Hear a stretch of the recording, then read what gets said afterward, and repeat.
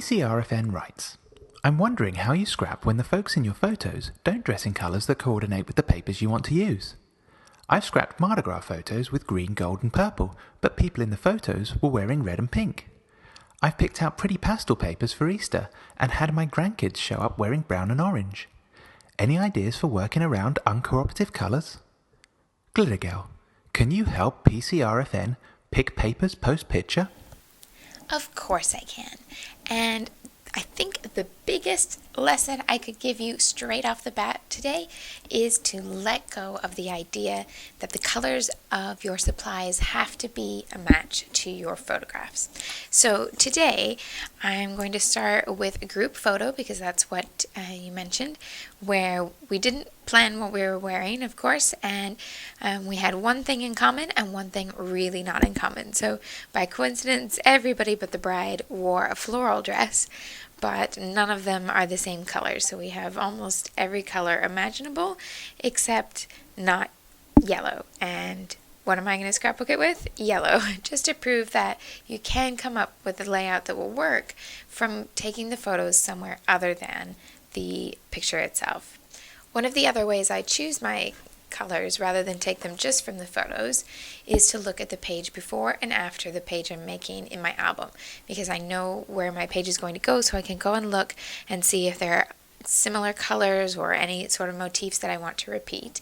And what I realized was that in the pages before and after the other pages from this particular wedding, I used a lot of blue and aqua. So that's not really a prevalent color in this in this picture either. So I thought I would have a look in my supplies and see what might bridge the gap between this uncoordinated outfit picture, the yellow pattern paper, and the aqua that I had already used. And I came up with this piece of paper from Studio Calico's Darling Dear collection, which has a blue aqua floral on top of a yellow background. Very different style than this yellow background that I'd already chosen. This one is from Pebbles Family Ties, and it's a straight line and scallop line, but they're all made of tiny little dots. But no distress, no layering, very clean, where the Studio Calico paper has that look of aged paper a little bit and lots of layers on top, a little bit like decoupage. So then I have two others that I've pulled out to mix and match with that. One is this pink paisley damask print with the heart-shaped banners at the top, and that's from their First Kiss collection out for Valentine's Day. And then this one, which is perhaps, when you first look at it, quite an odd choice for a wedding layout, but I want to use this Happily Ever After box, and if I isolate just that, it's actually a lot lighter in color than the overall sheet, which has a lot of that darker blue and kind of makes it look like a heavier color, but certain elements are actually quite light. So I'm going to cut that one apart and maybe use a little bit more, but I may just use that one. The other side of this is a white with red polka dots, so probably not the other side. This is also from Darling Dear by Studio Calico. So I'm going to start by cutting a few boxes to layer with this photo and then figure out how I can pull it all together with my embellishment to set the color scheme. So here's just a very basic starting point for my page. One large box from the floral, a narrow strip from the damask, and then that square. But I also wanted to look for a few little places that might be helpful for you to bring in the colors from your photo, even if they're not the overwhelming colors that you want to use.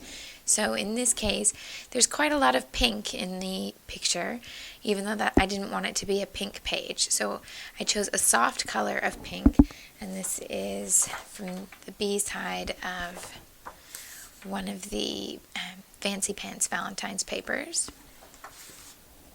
Just a really pale pink, and cut a small mat and inked the edges to tone down the color even more. And that brings in a little bit of the pink without it overwhelming, and I don't even have to worry about whether the pink matches with the other colors, because in such a small amount it will just anchor the photo. And then I can maybe bring in a little bit more in a bolder color. So something like tape or a border sticker, or even a paper that you've used a border punch, can give you just that small amount of color that will help bring it together. So in this case, I've chosen a hot pink washi tape from Bella Boulevard, a hot pink tape, and I'm just going to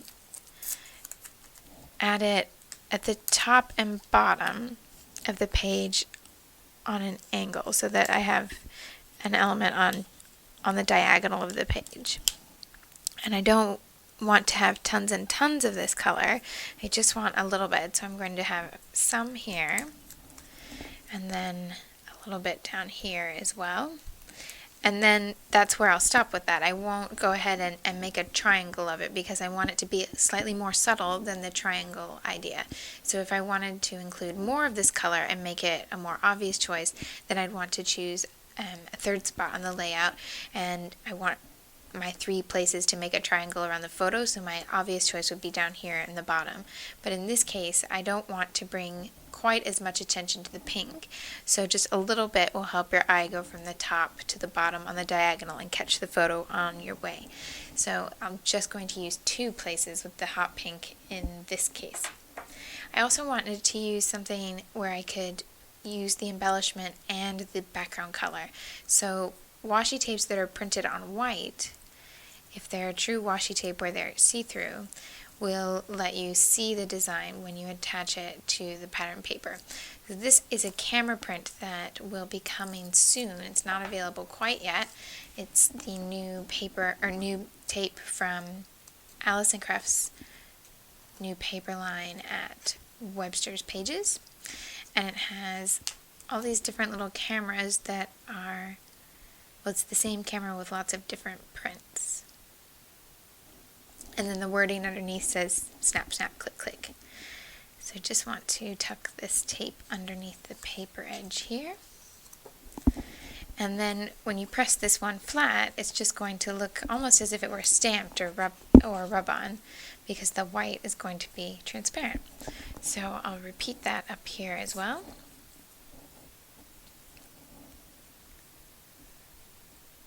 So if you have been thinking about tape and want to make a choice that's really versatile, then white-backed washi tapes. Now the pink is a thicker tape, so you can see a little bit through it, but not nearly so much as the white. When we talk about repeating items on a page to help your eye go to certain elements, we normally mean color or pattern or shape. So things like these cameras repeat, or the color of the pink repeats from one place to the other. But sometimes we can also use wording. So in this case where the box says happily ever after, I'm going to work with something similar to that and use a banner that says happy day in this area of the page, so that these 2 things will have different elements but something in common. And I'm just going to use this sticker to bridge the gap between the 2 different tapes. And that also gives me a slightly darker tone of the yellow, so that I'm just working with different shades. So this one is the lightest, and this background is a medium, and this one is a bit darker. I have some yellow word stickers that I'm going to come back to once I've added a little bit more to the page. So for my title, I want to use a few different things. I have some lettering in the gold glitter journal thickers, and also some smaller letters in navy blue, and this alphabet comes in a couple different colors in the store. But I also want to try to add some wording with something a little new and fancy. This is coming very soon to the store, but isn't there just yet. So I just wanted to show it to you so you can put it on your wish list if you like. And that is this lettering stencil from Amy Tangerine's line that comes out very, very, very soon, called Yes Please. And the stencil comes with a mat and a tool, and then 3 colors of thread, each with a needle for you to stitch. So it has aqua, pink, and yellow threads. And all you do is figure out where you want to stitch. You place the mat underneath and the stencil on top. And then this stencil has tiny little holes, so that you use the tool to make your holes, and then you can refer to this to figure out where the stitches need to go. But with lettering, it's pretty easy. There's also a shape version. So the shapes are where you need perhaps sometimes to refer to the pictures, because the stitching might be a little more complicated. I love that there are some big shapes involved, including a nice big stitched camera, and then this one, which shows you it's a big rectangle, but it's designed to have large stitches that go across, and then you can tuck all sorts of different things into that square or rectangle as an embellishment. So I'm going to start with the lettering and plan out where I want everything to go, so that I can use the different sizes of letter stickers, but also include some of these stitched words, even though I already have lots of lettering on the page considering how far I've gone. To use the stitching template, it's as simple as taking the mat and putting it underneath the layout, so you've got something to punch through. Then place the stencil on top, and you can line it up with the letters that you've already done.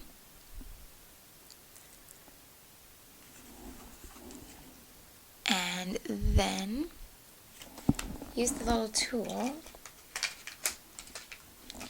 to punch the holes right through the paper onto the mat, and it'll go easily through several layers of paper. Take the stencil away, and with a needle and thread just stitch through. And with lettering, you'll want to keep in mind where you're stitching, because you need to go to the right part of the letter, so you are making the actual shape. You can't just go to the nearest punched hole, because it might not make the letter that you want. But other than that, really simple. And for making titles where you need to fit to a certain space like this, it is easier to spell from the end and go back, but to have a guess so that you don't end up punching holes into the middle of your photo. But it also helps sometimes. It depends on how confident you are with your stitching, and how much you are able to see where you've punched the holes. And that's whether you want to punch all the holes straight away at the beginning, or whether you want to punch and sew one, and then go ahead and bring your stencil back and punch and sew the next one, because it is a lot easier to see where you're punching and line up the letters if you actually stitch it, so that you can see the stitching rather than peering for those teeny tiny holes through the stencil. Now, what you may be wondering at this point is, when I said I was only going to use the pink in those two spots, why on earth have I gone and done the stitching in pink, since I said I wasn't going to? And there's a reason for that, and it's a reason that you might want to keep in mind when you are working with color schemes that aren't exactly what you had originally planned. So the 3 thread colors I had to choose from in the pack were the pink, also the aqua, and the yellow. So coincidentally, the same 3 colors that I've been working with on this layout, the yellow is not a good match, and it's not only a different tone of yellow to the papers I've been using. So this is a very bright and sharp yellow, where this is a warmer tone and this is very whitewashed. But also, it's not going to offer me a lot of contrast when it's on top of the white or the yellow. So it's going to be a little hard to read. The aqua is a great match. It's almost exactly the same color, but that means on top of the aqua paper, it's going to be really difficult to read.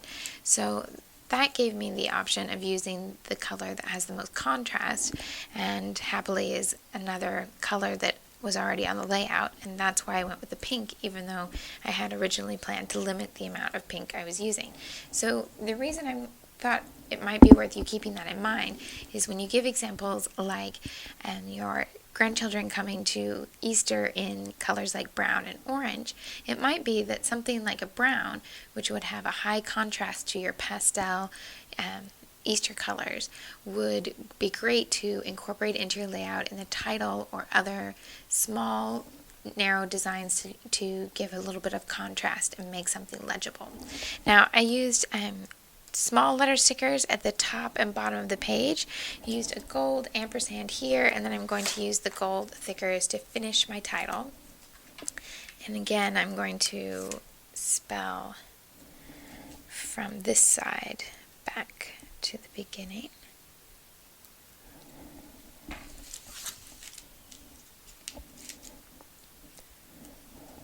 And then I'll get my journaling added before I figure out my last few places for embellishment. At this point, I'm very, very nearly done, and I'm not going to bring in any more color other than this. So I've stuck with those same 3 colors that I started with, and I haven't gone back to the photo to pull out anything else. So I haven't gone back and added the orange and the red, not black accents, not gray, not the lime green. Just went with those colors that I chose at the beginning that were mostly determined by the pages before and after in my album, and then a little bit of pink to bring in something from the photo, but not in an excessive way. They're certainly not the same color pink. These are more a purple fuchsia color, and just a little bit of pink because it offered some contrast. And if you are interested in more color combination theory, looking more specifically and really in depth at different colors and how they go together, for example, why pink with yellow and aqua, I'd really suggest checking out the Through the Kaleidoscope class here, or workshop here at Two Peas in a Bucket, because Amy Heller has an amazing eye for color, but also knows all of the design tricks behind it, and she shares that with you in her workshop. So I'll link that up underneath the project with my supply list, and you can check it out if it's something that you're really wanting to work on lately. Now, just to finish off my embellishment, I'm going to use some small word stickers and some little stamps, which also include words. So I'm just going to follow that diagonal line that I started at the beginning,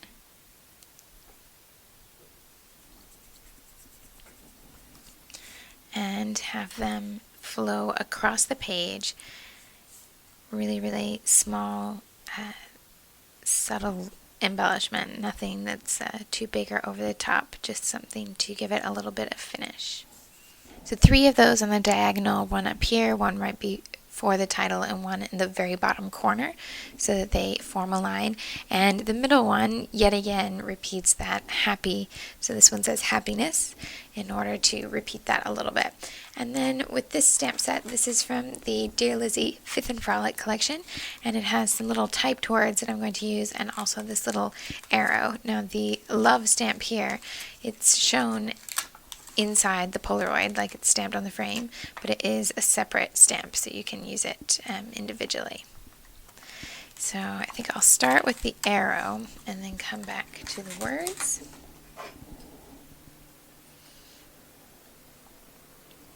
And arrows are really useful for directing things in a line of embellishment like this as well.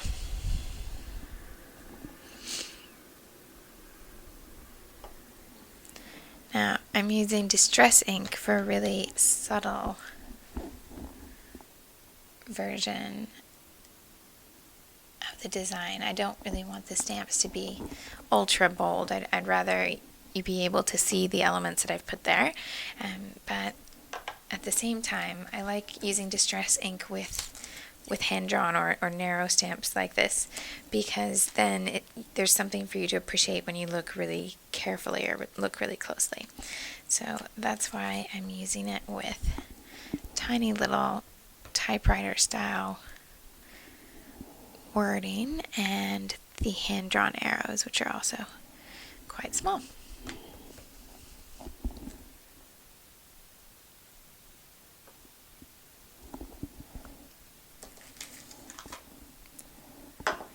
There you go. So this week, your challenge is to Upload a project to the gallery in which you talk about how you chose your colors. So again, in the description box is where you're going to help us out by telling us how you came up with the color combination that you chose.